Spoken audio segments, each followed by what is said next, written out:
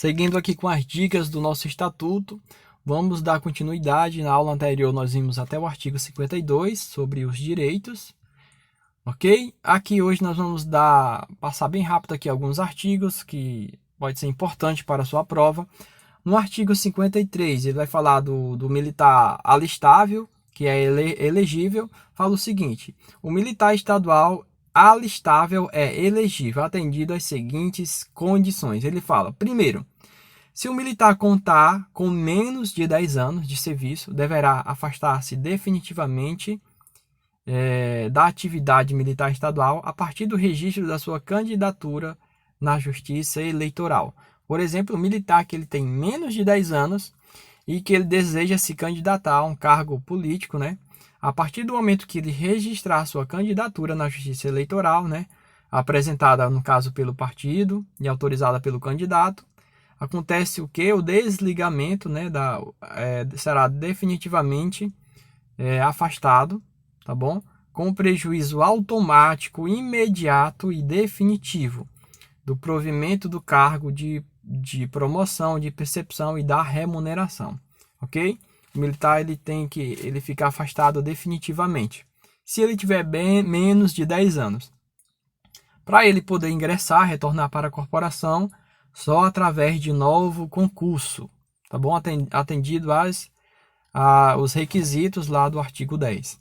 Se o militar tiver com 10 anos ou mais, o que acontece? Ele vai ficar agregado, a situação de agregado, falar lá no artigo 172 do Estatuto da situação do agregado. O ato do comandante-geral, ele não vai perder a remuneração, não vai perder a remuneração.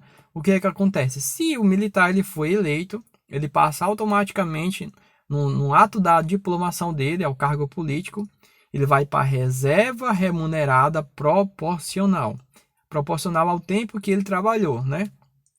Se ele trabalhou 10, 11, 12 anos, ele vai receber essa remuneração, essa reserva remunerada proporcional ao tempo que ele trabalhou, ok? E no caso ele não foi eleito, mas ele ficou na situação de suplente. Se algum dia ele vier assumir o cargo eletivo, ele será inativado da mesma forma desse inciso anterior, né? Ele vai ficar agregado. Se ele for eleito, ele passa para reserva remunerada, ok?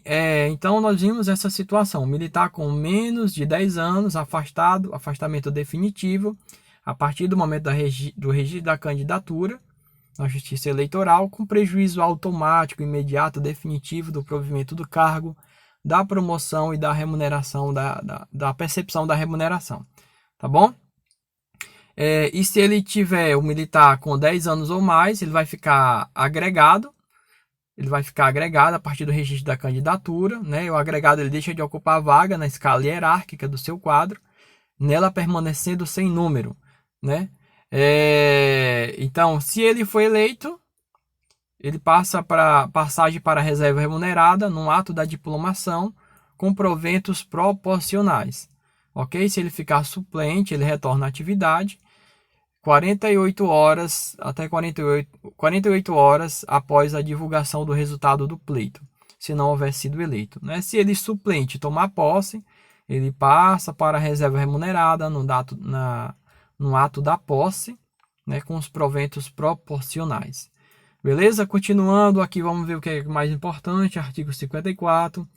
Ele vai falar que a remuneração dos militares compreende vencimentos ou subsídios, fixado em parcela única, como acontece aqui para os militares. Ok? Deixa eu ver aqui o que é mais importante. No artigo 55 ele vai falar: o subsídio ou os vencimentos dos militares estaduais são irredutíveis, não pode ser reduzido, e não estão sujeitos a penhora, sequestros ou arresto, exceto nos casos previstos em lei. Ok? No caso, o subsídio ou vencimento é a remuneração dos ativos e os proventos é chamado a remuneração dos inativos. Artigo 56. O valor do subsídio ou dos vencimentos é igual para o militar estadual da ativa, da reserva ou reformado, de um mesmo grau hierárquico, exceto nos casos previstos em lei. Por exemplo, se um militar um militar ele está na ativa, um capitão, ele tem o mesmo valor dos subsídios e vencimentos iguais para o militar da ativa e da reserva remunerada ou reformada. Exceto, por exemplo, se o da ativa ele ocupa uma função gratificada, ele vai ter o salário, né, maior, os vencimentos, devido à gratificação.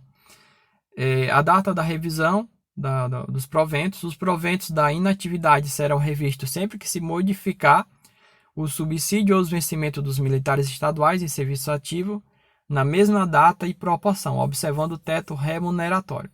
Todas as vezes que for revisto, for modificado os vencimentos dos militares da ativo, os inativos também vão ter os seus proventos também modificados. Ok? Respeitado o direito adquirido, os proventos da inatividade não poderão exceder a remuneração percebida pelo militar estadual da ativa, no posto ou na graduação correspondente. Ele disse que respeitado o direito adquirido. Por exemplo, se um militar inativo, ele se aposentou com uma gratificação a mais, então o direito adquirido, né, por um cargo em comissão, por exemplo, então é lógico que vai ser um pouco maior aquele que estava na ativa do inativo, ok? Aliás, do inativo sobre o ativo. Que mais? Pronto, aqui do artigo 59 ele vai falar sobre as férias. Também é um dos direitos que nós vimos lá. Está lá no artigo 52, o afastamento total do serviço, concedido anualmente, uma vez ao ano, o militar tem o direito às férias, de acordo com a portaria do comandante-geral, de gozo obrigatório. Obrigatoriamente o militar tem que tirar as férias após a concessão. O militar vai receber ainda a remuneração a mais com um terço a mais da remuneração normal, ok? Sendo atribuída ao militar estadual para descanso a partir do último mês do ano a que se refere ou durante o ano seguinte. Por exemplo, o militar trabalhou o ano de 2020, a partir de dezembro de 2020 ele começa a contar o seu período para gozo de férias. Ele tem do mês de dezembro de 2020 até novembro de 2021 para gozar as férias anuais. Essas férias, a concessão e gozo de férias não pode sofrer nenhuma restrição, salvo, por exemplo, para o cumprimento de punição, né? Se o militar foi punido, aliás, com a punição de natureza grave ou uma prisão provisória, aí no caso ele pode ter suas férias suspensas, né? Para o cumprimento de punição. Ok? Lá no Código Disciplinar, que fala que a interrupção do afastamento para o cumprimento de sanção disciplinar somente quando determinada pelo governador. No caso, ou o governador ou o controlador é que pode fazer essa restrição das férias para o cumprimento de punição. Ok? Segundo, por necessidade do serviço, identificada por ato do comandante-geral, por conveniência ou oportunidade da administração. Por exemplo, tá acontecendo período de carnaval, algum período de eleição, e por necessidade do serviço, o comandante-geral ele pode restringir, né, suspender as férias daquele militar por esse período. E no caso, se for suspenso, logo após esse período de necessidade, ele retorna às suas férias normalmente. Ok? Ele fala que o militar, parágrafo 2º, não fará jus às férias regulamentares o militar que esteja aguardando solução de processo de inatividade, né? Não tem mais o direito às férias. As férias também ela pode ser dividida em 2 períodos iguais. Se são 30 dias, eu posso dividir em 2 períodos de 15 e 15 dias. Ok? O parágrafo 4º, ele fala que o direito nesse artigo às férias estende-se aos militares que estão nos cursos de formação para ingresso na corporação. Ok? Isso aqui para a nossa prova. Ok? Então é isso. Na próxima aula a gente continua. Na próxima aula nós vamos ver os demais afastamentos temporários. Até a próxima dica. Um abraço.